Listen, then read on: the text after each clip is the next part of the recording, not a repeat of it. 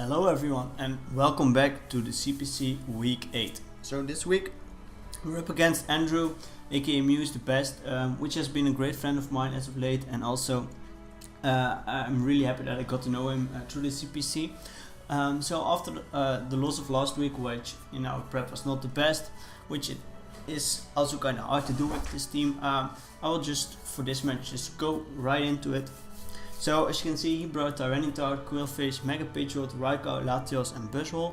Pretty much what I expected. I think some most notable one that could have come otherwise was Extra Drill, which I kind of expected versus my team. Then if you look at my team, I have Jolteon, which is a bit more bulky, can take some hits from Pidgeot really well, and also outspeeds Pidgeot, so it's a nice switch in for it, so that's also one of the biggest reasons to bring it. Then Tyranitar is a Scarf variant. Scarf variant could just revenge a whole lot on his team. As you can see, not many head switch-ins also.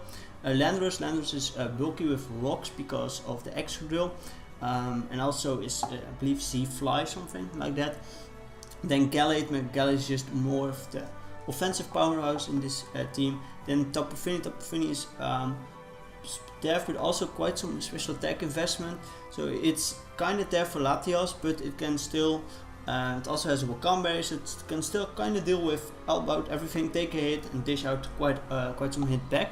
And then Mudstail is kind of necessary for Raikou. I think I first had Drapion on this team, but in the end I decided to go with Mudstail because Raikou was just too big of a threat to have Drapion on there. Same with Gengar. Maybe offensively could have done quite nicely, but I kind of expected Scarf Tito, which was a bit annoying for it. And also Pidgeot and Raikou can revenge it. Latios speed types with it, so overall it was kind of hard to fit it on. So let's just hop right into the battle. So I lead Gallade as he leads Quillfish. I immediately, and also after the match, I should have just led Landorus. There's no extra drill. Landorus' role is basically take out the mon if you can and get up rocks.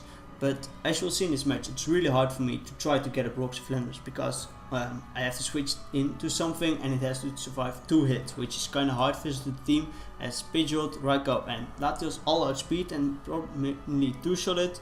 Depending on the coverage of Tito, it could one-shot me. So I could come in on that. A Buzzwole probably has Ice Punch, so also have to look out for it. And Quillfish could then be the only mon, but also not that easy. But I should have just led with Landorus because Landorus can pretty much take any one hit from most of his mons and then get at the rocks, which I desperately want versus his team. But I in the end decided to go with Gallade because I thought Gallade has just a nice lead overall versus almost everything. Only Pidgeot, but yeah, him leading with Pidgeot, I didn't saw it too much coming because like Jolteon could be a common lead and also Landorus. So that's why I opted to go for Gallade. Landorus also, I think the only thing keeping me from leading Lando was like Pidgeot. Yeah, I think the combination of this Latios also and Raikou also, like I don't want to stay on those mons for sure because if they have ice coverage and they are offensive, they could probably one-shot me. So I think that's probably was probably the main reason for it. But all in all, I should have just led with it, but that's it. So here I go for Zenith Bud and I miss. And this is really unfortunate because this was a 2-shot, and as you will see, he now gets up his Toxic Spikes. And if he has really more hazards up his sleeve, this could be a problem if he's able to set them up later in the game. So first turn, I have to say props to him for bringing T-Spikes versus my team. I have a Skarmory, reliable Defogger, immune to T-Spikes. Tapu Fini gets affected by T-Spikes, but with the rain up, my other mons won't get affected by T-Spikes for the next 5 turns if they are not poisoned already. And then I also have a Drapion and a Gengar, so 2 ground poison types, and he even brought Toxic Spikes. Like I can say this much, I didn't prep for it at all. So that was props to him, and a bit ballsy, but it worked out. So here I just go for Zenith Bud because I know it's a 2-shot, and okay. So he goes Latios, and I was thinking about staying in because even at -1 attack I could potentially still 2-shot him because I have X-Scissor, or because I know it's a Seamon, he could be Colbur or something, so I thought X-Scissor was a bit better. But I don't one-shot him, and with Speed Ice and such, I thought let's just go Finny It's a kind of safe bet. Gets a bit poison damage on it, but it's not that big of a deal. Definitely, as he doubles back into Quillfish, which is really nice because Quillfish would have taken the hit from Gallade quite nicely, and I could not kill him with Xenobird after because I would be at -2 attack.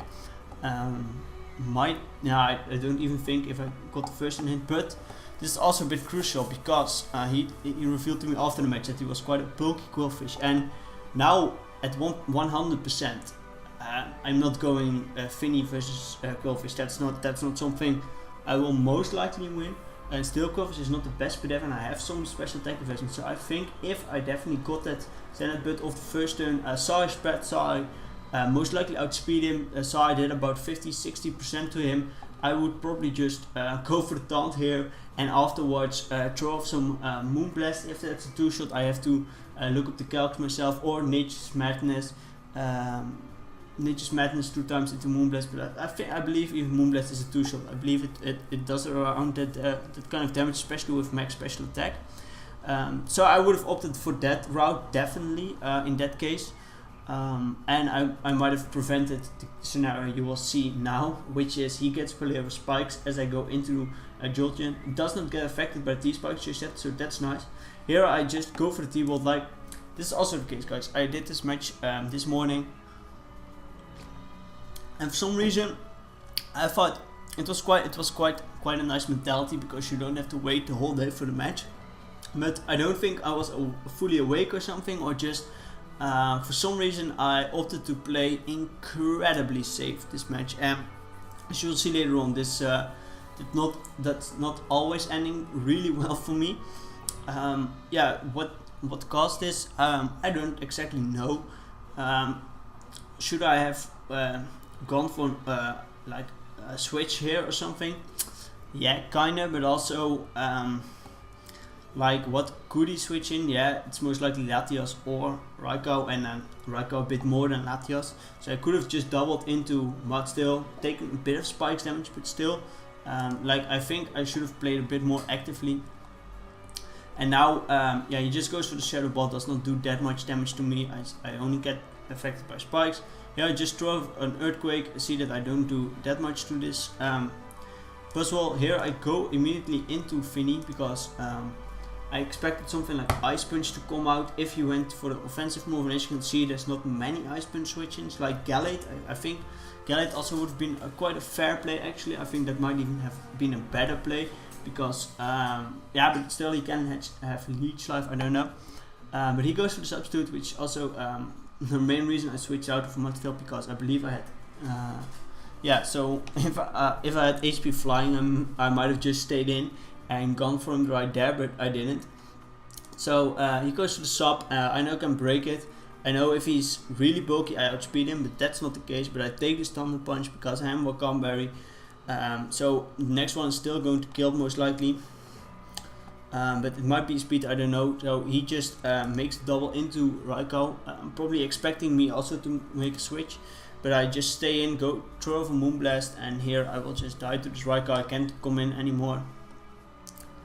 So here I go out into the Ransom because Raikou is just like Mudstill I can go into, yes, but I can switch into Buzzwole quite freely. Jolteon does not do that much to Raikou, which is AV from the early damage. Also Gallade, if he was in Drain Punch range, I would just gone to Gallade, but he's just outside of Drain Punch range, or at least it's a roll, and I'm not going to risk a roll. If I'm guaranteed kill, that would be my best overall play. And then Landorus, also I could take an HP Ice, but I thought it is better to keep Lando healthy. I think also looking back into it and me saying that I need to get rocks, I think I should have just went into Landorus, got up my rocks. If he switched out, great. If he didn't switch out, then Landorus dead. That's fine. He got up rocks. I think that's the best part. But I just go to random, go for that head smash. Depending on this spread, I two-shot him. So I get a crit here, but he does not die. So it doesn't matter. If he died, it definitely mattered. But even then, if he died, it was justice. because I missed the first turn Zen Headbutt, and if I Zen Headbutt with this head smash damage would have definitely killed this Quillfish. But now the problem is I only have 8 head smashes in total, and I know I have to click it a couple of times more, and also I know I can miss head smash, and if he has Thunder Wave then my win con is out of the window. So I have to switch out. In my opinion, I thought that's my best play, and he gets another layer of spikes, which is really annoying. Those hazards are really killing me, and really props to him for bringing it. Like I did not, I think I kind of in the back of my mind I did consider spikes, but not much enough to see how threatening it was. So here he goes, Raikou again, pretty logical.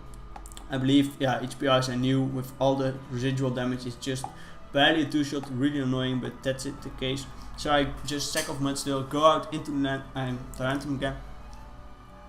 Again, could have gone Lando, and a second time maybe not, but I should have definitely done it the first time also, because then this Raikou would now have been in range for Gallade to kill, which also could have been a bit better. But yeah, I just click head smash, here's no resist, he goes into T-Tar and I miss. And you will see later on, guys, this, I know head smash is an 8% accuracy, but missing this one, yeah, that was big. Because you will see now, I go into Gallade, threaten him out with a Drain Punch. As he goes for a Rock Polish, and I'm thinking, ooh, this could definitely be scary, but I hope with all the residuals I can take a hit. Which I can, but he just switch out, goes into Pidgeot, knows. It's also a bit bossy, because if I had close combat I might have killed him, but I opted for Drain Punch this week because it's monsters like Tyranitar, Extra Drill, and just getting some health back against monsters like Raikou, Pidgeot, also always nice. So I go out into Jolteon knowing that I can't take any one hit. Goes for the Hurricane, does not kill me, and I can just throw off a Thunderbolt. Like, I'm not going to switch in again. I don't want him staying in, and like it would not have made much of difference. Like, yes, Shadow Ball would have been great here, but does not really matter. I get a paralysis, a little bit of Revenge Axe. As you'll see, it matters a little bit, and like he roosts here as I die to the poison damage. So overall, if I not got a fully para and I made this play that I do now, it would have been a speed tie. So it could have been that I would have just went into Tyranitar at that point. But I also could have just risked the speed tie because I had no other play. But now it's on the speed tie at least. I get that kill, but then Pidgeot comes in, gets a kill. I decided that it was Gallade. Because I think, yeah, I did that because if this Pidgeot would die, and as you can see, if I just got up my rocks, this Pidgeot would have died. So rocks were really the killing factor in the end. I should have definitely sacked Landers at some point, or at least get it in at some point and just throw up those rocks, because it really hurt me. So I'm just going with the random, clicking some head smashes. I connect 2 on Buzzwole, which is nice, but he also just pretty much sacked it because he knew he had his Rock Polish T-Tar, and because I missed that first head smash, you will see he lives the day and he will just finish off the smash with 2 Ice Beams. So really great prep by him of that Rock Polish T-Tar.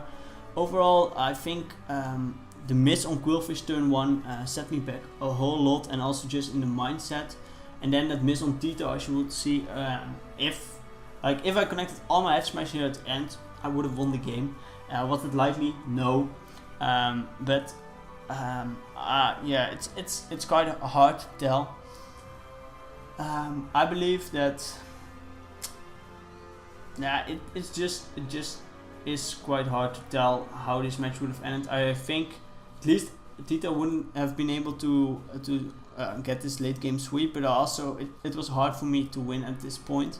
Yeah, just that first turn would, if that would have played out differently, that this whole match would have played out differently. And as you can see, just in the match itself, I don't know why exactly I played so safe, and also I didn't know why I never threw in Landorus and think, okay, he can take anyone hit, throw up my rocks, because 12% on everything and even 25 on Pidgeot, which is really nice. But I didn't, and if I got up rocks, I would have won this game, I think. Most likely, as you can see, Pidgeot, from the range it was at, would have died. Both pitch or dead. Landers won the game at this point. It had Fly for Buzzwall, Earthquake for the other two, could take an HPIs. Also Tyrant, my other ones would have just had way easier time. Like Revenge or Rika, I could have just done it with Gallade. And also with only only one layer of spikes up, I would have been able to keep some ones around a little bit more. Like Mutsu would have been able to take 2 HPIs from Rika. Little things like that, I think those really hurt me, and in the end it's just a learning experience. It's a bit at the end of the learning curve because it was a rough match, and as you can see after evaluating, I see also just not only the hacks but also some plays I made, like just it was not there, and I've been lacking motivation quite a lot lately, and I don't know where it will lead to in the future. I will know for sure that if I finish my leagues that I currently have going on, I won't quit them. I don't believe. Yeah, we will just see what we will do from there. Probably just a break for now, for then, and after that we might retire, we might come back, I don't know. We will just have to see for now. But that's it. That's enough rambling on. So next week, week 9. So we pretty much have 4 weeks left. All 4 important matches, because those are 3 in the division matches. That means 3 rematch where I won the first game. So will be really hard to do it the second time. But I got 3 new ones now, so that's nice. And then my match against Abe, who is in the other division, in the same conference. Who is also in current running for the wildcard spot, and it will be definitely hard to catch up to him. I'm still in the 4th place, so I probably have just to keep ahead of 8-12, but I might potentially pass Abe if I win from him and he loses one other game in the next 4 weeks. But for now, just have to keep try to get some wins and clean out the season, at least with a playoff run. If it's not a playoff run, then the season ends early. That's also not that bad, because then I have more free time for other things, which definitely has more priority and is way more important for me at the moment. So we'll just see how the season will end, guys. That's it for now, and I'll see you next week. Bye.